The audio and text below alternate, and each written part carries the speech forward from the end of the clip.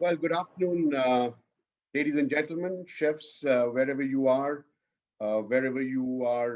watching from, whichever channel you're watching from. My name is Dilip Puri. I'm the founder and CEO of the Indian School of Hospitality. And it is my great pleasure to have with us Mr. Vir Sanghvi. He really doesn't need an introduction.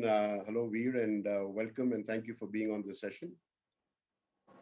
Thank you for inviting me, Dilip. We, I think most people in this audience know you as probably half the world knows you as a journalist, as an author, as a columnist, as an editor, as a television anchor. What I think would be interesting is more to know who's Veer as Vir Sanghvi? I mean, I read up, you went to Mayo College, you studied in England, you went to Oxford. Did you always want to be a journalist, or was this something which happened along the way? Like some chefs say, at the paida hoti, I wanted to be a chef. How was it for you? Complete accident, Dilip. I had no intention of becoming anything. I was not one of those guys who had a plan for his life. I still am not. I'm still the kind of guy things happen to. I had finished in England. You have this. I did 2 years of school in England, and you have this. You had in those days this strange system whereby you stayed behind for a term. You took the entrance exam for Oxford, and if you got in, you had from December to October when the term began, completely free. So I went back and taught at Mayo for a term. And the rest of the time, I sort of hung around in Delhi, in Bombay more than Delhi, actually. And some people I knew were opening a magazine and they couldn't get anyone to write. So I said I'd do it. And I was enthusiastic, I was young, and most important, I was cheap. So they were very happy to get me to write. And I started writing and I wrote all the way till I went to Oxford. By when they were quite pleased with what I was doing. And I came back the following December, that same December, and they said, keep doing this. And then it became a routine. I spent 6 months a year at Oxford, 6 months in India writing. The magazine became quite famous. It became India Today. And in 78, just before I finished at Oxford, they said to me, we want to start a city magazine dedicated to the city of Bombay. Will you be the editor? And I said, yeah, sure. I mean, I had no other plans at that time. So I said, sure. I came back. We launched Bombay Magazine. And the rest, as you say, is boredom. But if you had to do it all over again, Veer, would it be the same things you'd do, or would there be something else? Yeah, I think so. I mean, the logical thing for me to have done was to have become a lawyer. But that would have involved several more years of study, and I really didn't have the patience for that. Why is it Also, I mean, logical? Oxford has this strange system whereby they have a careers committee that advises you, and they advised me and they said, what do you want to do? And I had no interest in staying in England. I wanted to come home. This is my country. And I said, well, I'll stay on if you can get me into the international rock business. Thinking, yeah, these are old dons. What will they do? But Oxford is a remarkable place. They got me a job with EMI, the world's largest record company at that time, and said, you can become a rock music executive. So I was a little frightened. I went back and resumed journalism. Okay. Maybe that's what you would have chosen to do, and we would have had Veer Sanghvi, the rock star, rather than the journalist you are. Yeah, out of business because the music industry is dead. So you'd have Vir Sanghvi, your friends scrounging on you for a loan or something because they're all unemployed now. So it was the right decision. Indeed, indeed. And you know, you've written on pretty much everything from politics, lifestyle, people. Uh, when did this thing with food happen? I mean, I don't think you started off doing that, but somewhere, and even there, it's evolved over time. But for now, just tell us, like, where did this thing about food happen, or writing about it? It's it's always been accidental, Dilip. When we started Bombay Magazine, and Bombay Magazine was pretty clearly patterned on New York Magazine, and New York Magazine had restaurant writing, and we said we should do it. And because I traveled a fair amount and because I knew about restaurants, I said I would do the restaurant reviews. So we were probably the first people in India in that era, this is now 79, 80, to do critical reviews of restaurants. I gave up Bombay. I went abroad. I came back. I became editor of another magazine. And there was in those days a paper in Bombay called the Sunday Observer. And I spoke to them and they said, you can do the restaurant reviews for us And I said, I will do them anonymously. So I used to sign them Vikram Sinha. And it worked really well. It worked about for about 8 months, 9 months. Nobody knew who Vikram Sinha was. By the ninth month, the whole industry had figured out who I was. So I was no longer getting anything resembling the average experience. And then I forgot about restaurants. And then when I became editor of the Hindustan Times in 2000, I think, we were relaunching the Hindustan Times Sunday magazine, the precursor of what is Brunch now. And I said, you need a food piece because food is going to be really big in the 21st century. And so I did one for the dummy just to show them what it should be like. Of course, they couldn't find anyone else to do it. And they said, Chalo, yeah, you've done it, you do it. So I did. And that's how I got into it. So like most things in my life, purely accidentally. But that's interesting. I mean, you got into it accidentally, but everything you write and talk about, it's so emotive and passionate when it comes to how you write about food. So there must have been something about food which otherwise also attracted you, or was it just because you had to Yeah. write about it? Yeah, I've always been interested in food. I've always been interested in regional cuisine, in global cuisine, in ingredients, about how to tell the difference between not just good and bad, but mediocre and good, or good and very excellent. I've always wanted to know about hotels because I've traveled a lot. So there was a passion. It just never occurred to me I could turn it into a career. And frankly, till the 21st century, I couldn't have. It's just I took a bet saying the 21st century will be the year of food, travel, hotels. And as it turned out, I was right. Yeah, indeed, absolutely. So that brings me to an interesting question. You foresaw that this would be food would become a much bigger trend, and it's as big as it is today. But again, it's going to change. I don't think in 2000 you might have envisaged 2021 and beyond. You were right up to 2020, and I guess the Yeah. crux of the question is that one has to now visualize. Most people today, when you ask that question, will tell you, yeah, I don't have a crystal ball anymore. But would you be willing for, especially for our audience and chefs, people in the culinary food world, what's your projection for what's going to happen? I've always been an optimist. I don't think anyone could have predicted this pandemic, and we shouldn't beat ourselves over not being able to predict it or expect it or take precautions. But equally, it's clear that all pandemics end. In 1919, you had the Spanish flu pandemic, which killed what? 1/5 of India's population. Even that ended. It took 2 years and it killed a lot of people, but it ended. Life returned to normal. Here, I think it will end not just because it works its way through the population, though it's doing a good job of that at the moment, but because I think by early next year there will be a vaccine.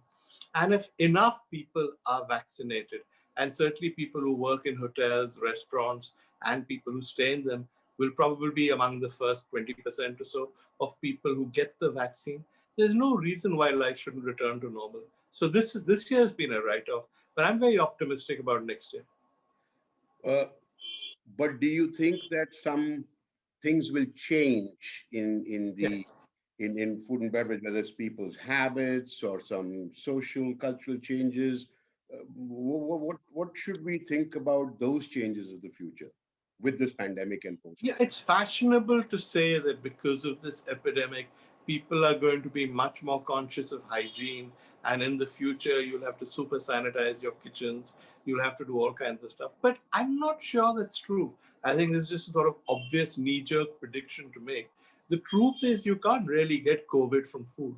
You get COVID from people. So you're more likely to get it from going to a crowded bar, going to a crowded restaurant, than you are from food. So even if the guy sanitizes his kitchen shelves 4 times, I don't think it makes that much difference. So my personal experience of going out and seeing things is people are not that obsessed with sanitization or whatever. Bit by bit, it took a long time, and I think the delivery industry broke that down. The view, the misplaced notion that COVID was spread by food has died out. People don't, unfortunately, seem to realize that it's spread by contact with people. You've seen that in bars in Bombay, Delhi. People are still hanging out too close to each other, are still not following social distancing norms. But if you are conscious of social distancing norms, you can, and you wear masks, you can, on the whole, avoid COVID. And once it ends, I think life will take a 3 months, 4 month adjustment period, but life will return to normal. I don't believe that we'll all go to restaurants in masks and tell waiters, stay 6 feet away from me or whatever. This is a blip. This is not the shape of things to come. I think I would agree. I think it's absolutely a blip, but I do believe that well, let me not say social habits, socio-cultural habits. I mean, the fact that, for example, the trends have been about eating healthier, eating more wellness-based stuff. I mean, I'll tell you a quick story. Back in '96, when my first hotel as a GM, I went to my chef, my executive chef, and said, "Yeah, we must make nice, good ghar ka khana wala food in our hotel. Our customers will like that." And for the first 3 months, the food just bombed. And when we started asking customers, they said, "Ghar ka khana hota to ghar pe hi khate. Agar bahar aake kha rahe hain, we want to indulge." Now, clearly, that was 25 years ago.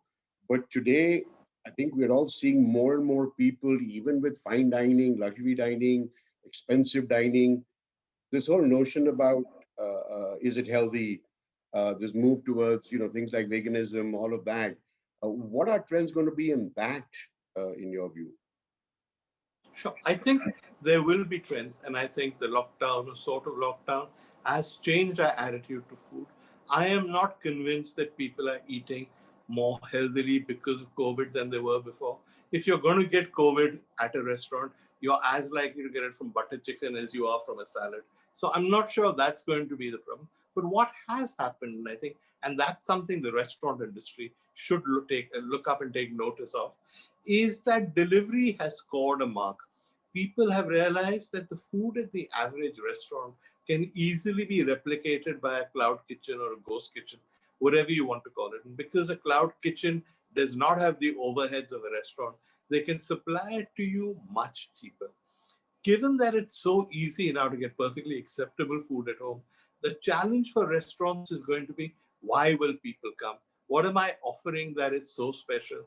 Until the pandemic was over and is over, and until there is the lockdown culture, you can't really do much more in the way of hospitality. But I think in the future, you will have to focus much more on the experience, on the novelty of the menu, to get people to want to come out of their homes and recover and rediscover what the restaurant experience is like. I think that's the first major change that people are going to face. The second is the obvious economic one. If fewer people are going to restaurants, if delivery cloud kitchens have taken over, then many restaurants will have to re-examine their economics. They'll also have to re-examine their liquor pricing. Most of us now, if we do want to drink it at home. And are we going to go and pay those hugely inflated markups for the kind of liquor we've got used to drinking this year in the future? I think there's a question mark about it. And as for hotels, I think there's going to be a big change. One thing that this has taught us is that we don't really need to travel as much as we thought we did. We still need to travel. If you're running a company, there is no substitute for going and meeting your people, motivating them, taking their mood, all of that I accept. But this kind of conversation, the kind we're having now, which once upon a time we'd have done in a packed hall in Aerocity or somewhere, we don't necessarily have to do any longer. So as that realization sinks in, I think there will be less travel. If there is less travel, there are less hotel rooms sold. So that's not a very good portent for the No. hospitality industry. So you're now saying that food and beverage, culinary cuisine, the independent pieces, those can kind of come back to post-COVID normalcy, but hotels have to relook at their business models entirely. Yeah. I mean, I think so. I think the general view in the hotel industry is that we tell you we'll reduce your housekeeping, my staff will wear masks, and we'll sanitize your room before you check in, and they'll all come back. I don't think that is the problem. I don't think people are not going to go to hotels post-vaccine because of sanitary or health reasons. They're just going to ask ourselves, do we need to make this expenditure? If you and I are taking our families on holiday, we'll make that effort because we like it. But if I want to fly in India, a lot of people used to fly in on one-day trips just to meet the staff, just to take a meeting. We will ask ourselves, do we really need to do this? And more than that, our companies will start saying, do I really need to spend so much on travel? Airfares are expensive, hotels are expensive. Isn't this one item where I can reduce costs? So that's going to affect the hotel industry, unfortunately. And again, a newer trend one is seeing, to the point you were making, that short driving holidays, smaller places, don't need to be in big hotels. Is that something that's going to be a continued trend, or is it again as more just post-COVID, they want to get out, so they're doing that? I think the driving trend will continue for a while. I'll give you my own experience. Me and my wife, we've been on 2 holidays so far. We went first, sort of tipping our toes into the water gently. We went to the Grand Bharat in Manesar, which is only about an hour or so from our homes. And that was a great experience. And so we got daring. And we went to Jaipur, we went to Rajvilas. And though the drive was 3.5 hours or so, we thought it was wonderful. We loved it. We're going this weekend, inshallah, to the Amman in Alba, because again, we think driving holidays are probably the way forward. It gets a bit claustrophobic being at home. Will we feel the same way once there's a vaccine and air travel returns to normal? Possibly not. I know for myself, this is probably the first year in my life when I haven't seen the sea for so long. I grew up in Bombay, I grew up by the sea. So, yeah, I'd miss beaches, I miss the sea, I'd like to go out. So, I think eventually we'll get over driving holidays and take aeroplanes. But certainly, like has happened with delivery, even when you don't need to have delivery, and you can go to restaurants because you've got so used to delivery, you like the idea of doing delivery. The same thing will happen with holidays because it suddenly occurred to you that driving door to door rather than going to an airport, checking in, waiting for your flight, seeing it delayed, collecting your luggage is simpler. I think driving holidays will get a boost no matter what happens. Hmm, hmm, hmm. So coming back to some of your writings on food, hospitality, uh, at least I've noticed, and I've always, followed you and read or what you write about our industry. You used to write a lot about hotels, luxury hotels, hospitality. I've seen more over the recent years, the restauranting, and then now more like your recent articles were about, about street foods and about burgers and about diet fat. Has that change again been conscious, or are you just seeing trends, or are you addressing different demographics? How do you look at that? No, it's just trends that I don't think. I mean, it's a terrible thing to say, but I don't think there's anything exciting happening in the Indian hotel industry. There's nothing you could write about in Indian hotels today that you couldn't write about 5 years ago. It's more of the same. That's not true of the restaurant industry, where there have been changes.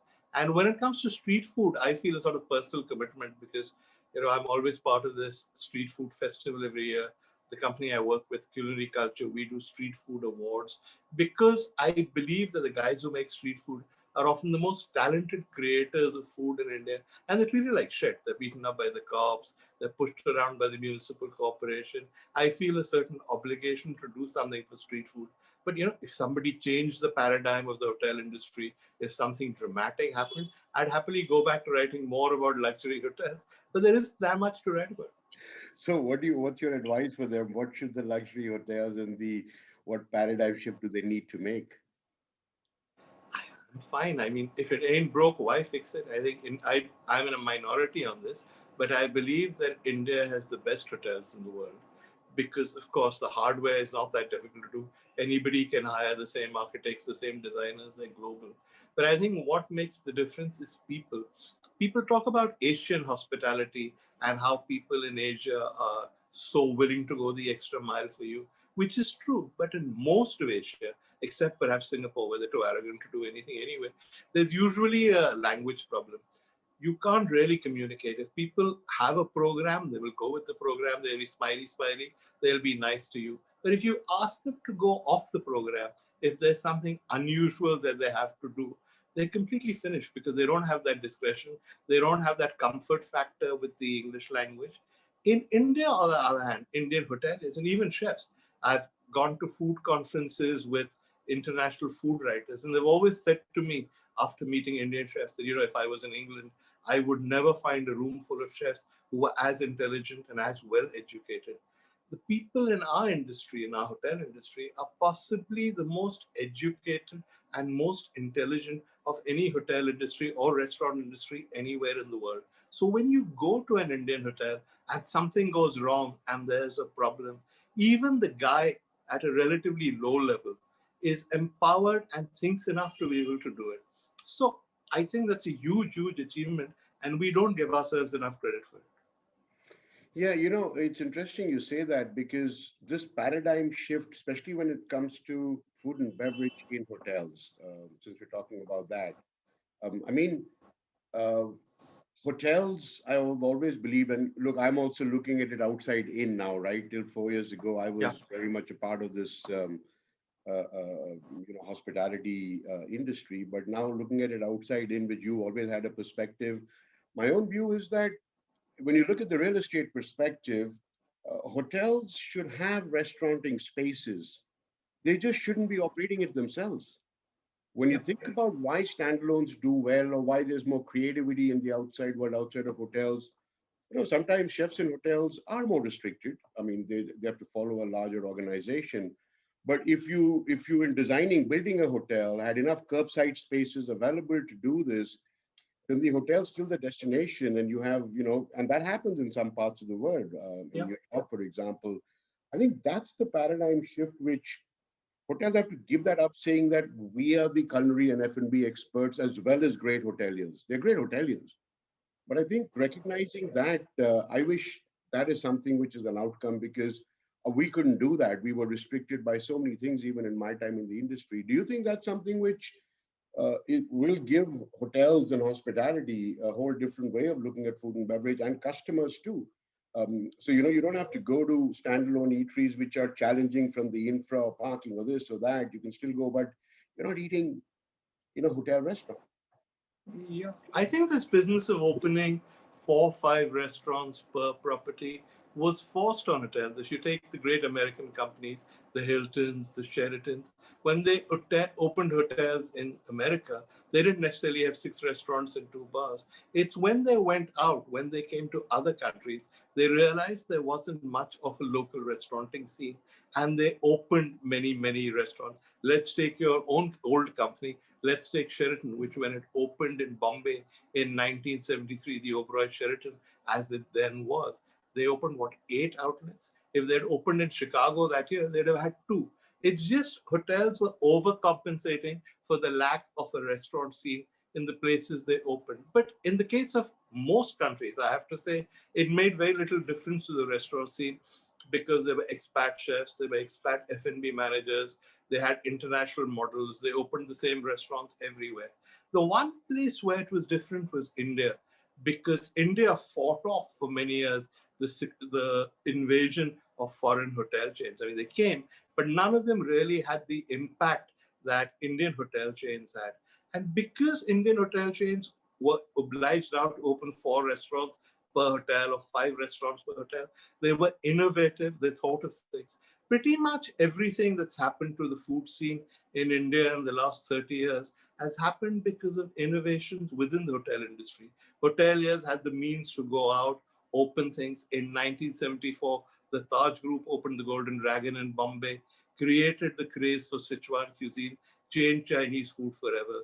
The Oberois opened the first Bab Thai, made Thai food respectable. So Italian food, Trattoria, again opened by the Taj, was the first proper Italian restaurant in Bombay. So I don't want to undermine or in any way underestimate the contribution of the hotel industry to the food scene. Some of India's greatest chefs are hotel chefs. And even now, if you talk to a chef who's very good, you talk to, say, Manish Mehrotra is probably India's greatest chef. He trained at the president. You talk to Gagan Anand, who's the most famous Indian chef anywhere in the world. He trained at the Taj Palace. So the hotel industry has played a huge role in promoting food in India. Almost all of the great chefs have hotel backgrounds. But yes, you're right. The local restaurant industry has now come of age. There is no need for hotels to go that extra mile to break from the international format and also have huge F&B packages and have F&B divisions and chefs. You can sort of sit back, maybe run 1 or 2 outlets yourselves, and let others do a New York. Let others come in and run restaurants on your spaces. Or maybe you don't even need to do that. We're talking about your old company, the St. Regis in New York, the original St. Regis, had an Alain Ducasse restaurant. Alain Ducasse rented the space from them. It didn't do that well. They closed it down. And as far as I know, they never replaced it because they took the line that if you came to a city like New York, you didn't want to stay in your hotel. You wanted to go out. We're not there yet in India, but I think we're getting to that stage. Mm. So, talking about the Indian hotel chains and the international hotel chains, uh, how do you think they've done in managing, firstly, this pandemic situation we are in? And I want to kind of just have a quick focus on people, how they've been perceived, what all they've done. Have you seen any, different things which, when you kind of put Indian chains and the international players around, have you observed anything over the last few months? I actually have to say that I haven't seen much difference. Everybody's done their best to cope with the pandemic, and there's no way in which foreign chains with their global expertise and experience are better than Indian chains, or Indian chains understand the environment better, so they're better. But there is one difference, which is at least till now, Indian chains tend to own the majority of their big hotels. If they own the majority of their properties, they have greater freedom of action in deciding how to treat their people. Foreign chains, on the whole, manage other people's hotels. So if you say you don't want to have salary cuts, you don't want to have staff cuts, it's not just you. You have to persuade the owner that he should spend more money on people because people are important. Some owners will, some will not. And the job of anybody who runs a foreign hotel chain, as you did, becomes so much more difficult because of this owner factor. Indeed, it does. Indeed, it does.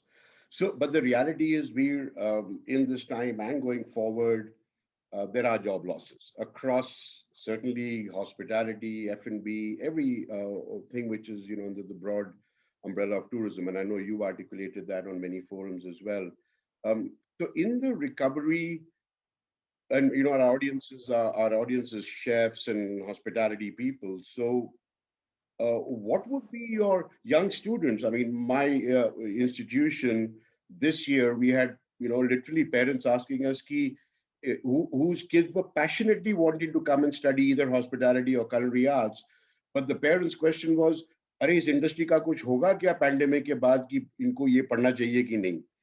So, it is actually coming down to that. And particularly, I think, with all the kinds of news, somehow, and rightly so, tourism has taken the biggest hit. So, more people, including parents, are questioning should our kids get into any of these sectors related to hospitality, travel, tourism, food, and beverage. What would be your advice for those people? Well, my view on hospitality and on chefs particularly is I don't think there is a threat.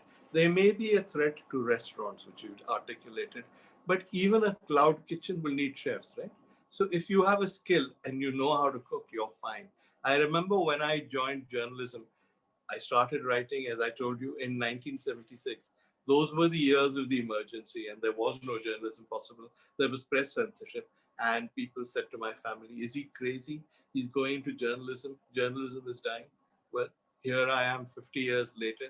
So don't worry too much, I think, about what people tell you about what's happening next month or what will happen the month after that. If you're joining an industry, you have to take a long term view. I don't think the hospitality industry, and particularly the food business, is ever really going to go bust. Indeed, I wish I'm going to make sure that students and parents who are looking at hospitality and culinary arts hear what you just said. So, well, that was I'll great. make one more. I'll make one more point, Dilip, which is that courses like the ones you offer, these are global courses, right? Right, Somebody who comes out of your institution can get a job anywhere in the world. right. As the world has shrunk, as people have recognized the worth and value of Indian professionals, even assuming for the purpose of argument that there are problems with the Indian hotel industry, a qualified Indian hotel professional is now employable and desirable globally. In how many industries can you say that? This is one of our core strengths, and it would be crazy to throw it away. Yeah, you're absolutely right. I think so many leaders are emerging who are Indian and who are running. You think of Raj Menon, you think of so many people who are, Yeah. and that actually I think builds Rakesh a lot. Sarna in the old days, Puneet Chatwal, all these guys grew up to head their companies. Yeah, Raj is, of course, the most stunning example at the moment. But I think people are realizing, and you go to hotels abroad, there was a time when Indians were restricted to accounts or kept in the back of the house. You see many more Indians out front. You see many more Indians being the faces of the hotels. So this is, forget about the pandemic for a year. This is in many ways a springboard for future conquest of the international hotel business by Indians. It would be crazy for us to give up because of a one-year pandemic.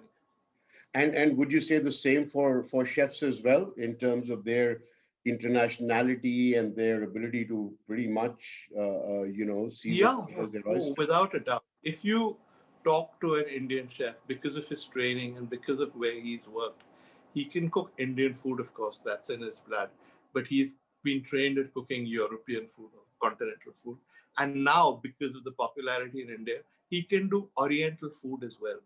Can you show me chefs in any other country that have that range, that can do so many different cuisines? That's what makes Indian chefs employable around the world. You give them a task, you give them a cuisine, they'll do it. You get an expat Chinese chef, you're not going to put him in your French restaurant, no? But an Indian chef, you could. Yeah, you're absolutely right.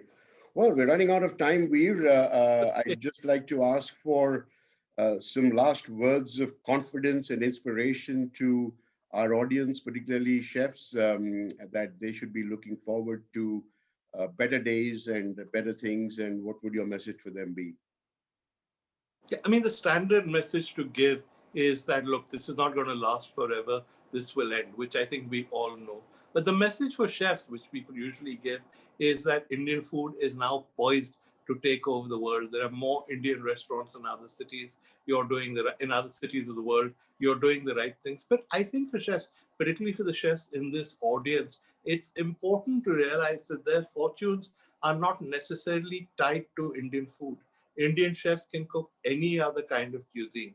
And as less and less people are willing to go into the kitchen, work long hours, and that's happening in the West because people have got lazier, Indians will always be the best, will always be in demand. So if you're going to become a chef, remember that, say, an Indian journalist can't find a job abroad, an Indian accountant may have difficulty finding a job abroad, but an Indian chef is one of the few people. An Indian chef and an Indian software professional are probably the only Indians who are desired and are employable everywhere in the world. Fantastic.